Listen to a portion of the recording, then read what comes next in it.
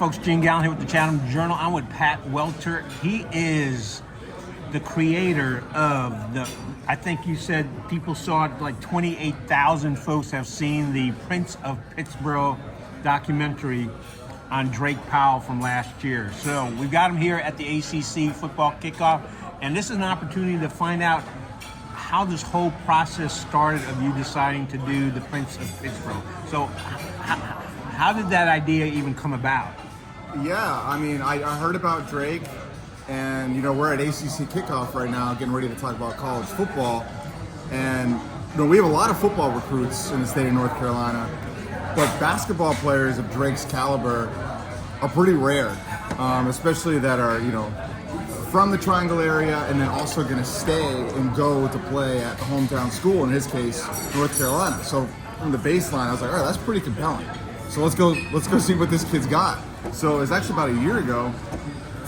I went out. He was in the middle of this kind of AAU Peach Jam kind of circuit, and he was home for a week. And I went out to a summer practice, met Drake, met Matt Brown, did a little short, typical news piece, and was impressed by Drake, just the way he handled himself, obviously the way he played. Even though at the practice it was all defense. I don't even know if I got to see him shoot, but that's one of his calling cards, right? Is how good of a defensive player he is. And I also got to meet Matt Brown, who was really struck by just the way he runs a high school program, basically like it's college. And I was like, okay, so we got two pretty compelling people here. We've got a compelling story. Maybe I could do something bigger on this. I'm a local TV sports reporter, right? So that usually means 2-minute sportscasts, 3-minute sportscasts, quick hitting stuff. But on the internet, you can go as long as you want. So I've always kind of wanted to expand. I've done 5-minute pieces before. I've done it, probably the longest I had done before this was about 8 for a feature story on an athlete. And I was like, what if I could do a documentary? So the winter comes around and I've got a window. I'm like, you know what? I think I could maybe pull this off. So I pitched it to Matt. I pitched it to Drake, his parents. I pitched it to the school, Cam, the AD over there, and everybody was pretty much on board.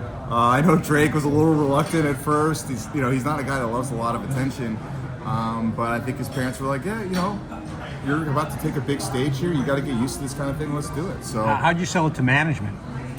That's one of those things.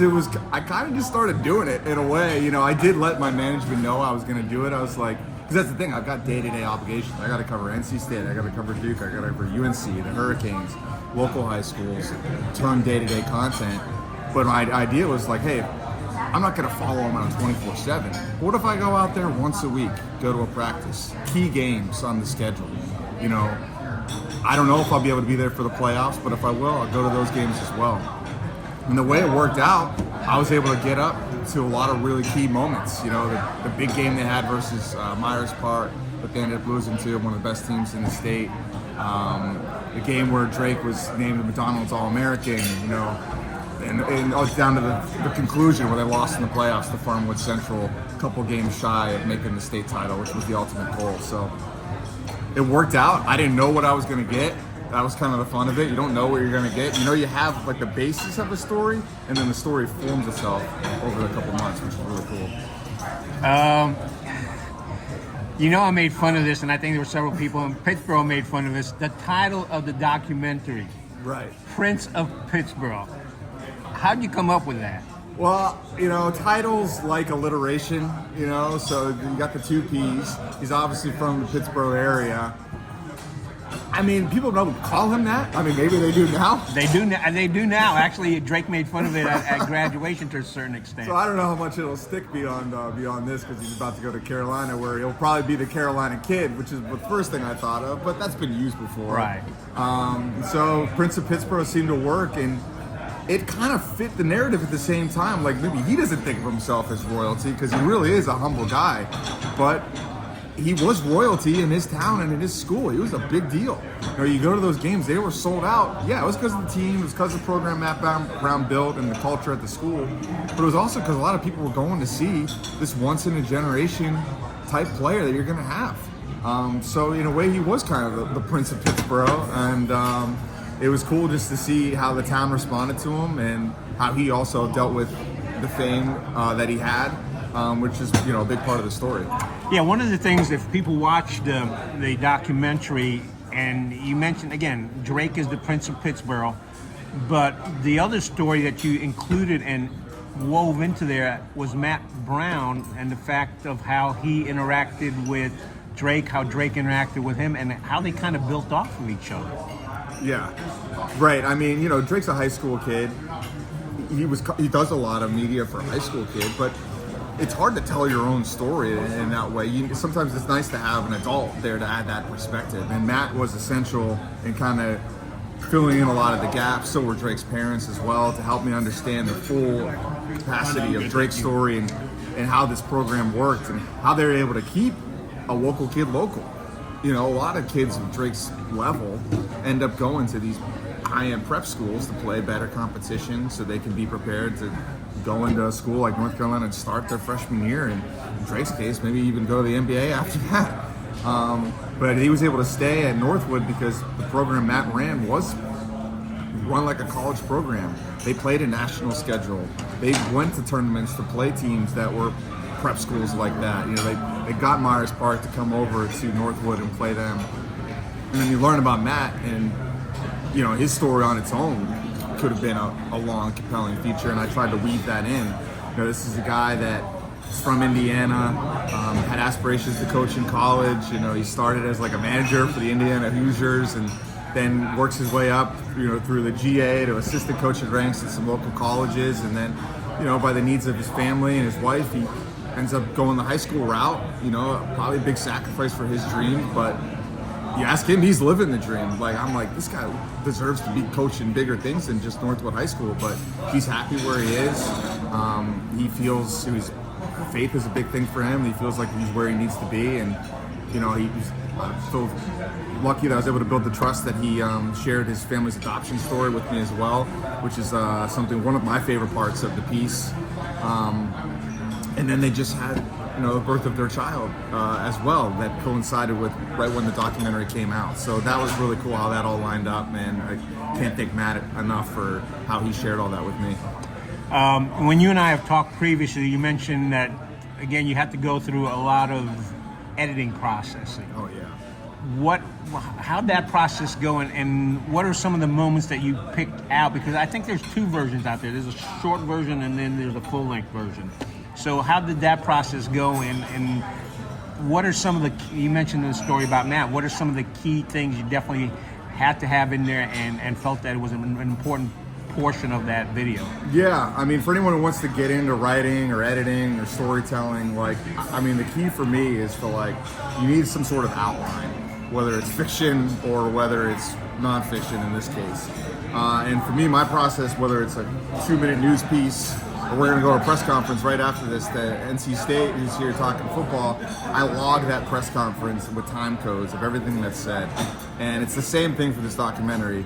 Everything I shoot, I logged. So I would go through all the interviews, I log everything that was said, type it out, transcribe it. You can get things to transcribe for you, but for me, it really sinks in when I write it out.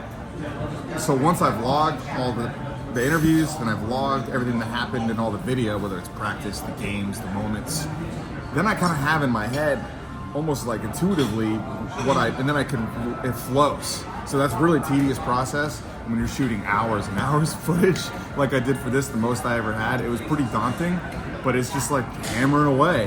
And as far as kind of outlining the story, it really helped to have an end goal, right? Like state championship. So we knew that's where we were going to end, was where they were going to end.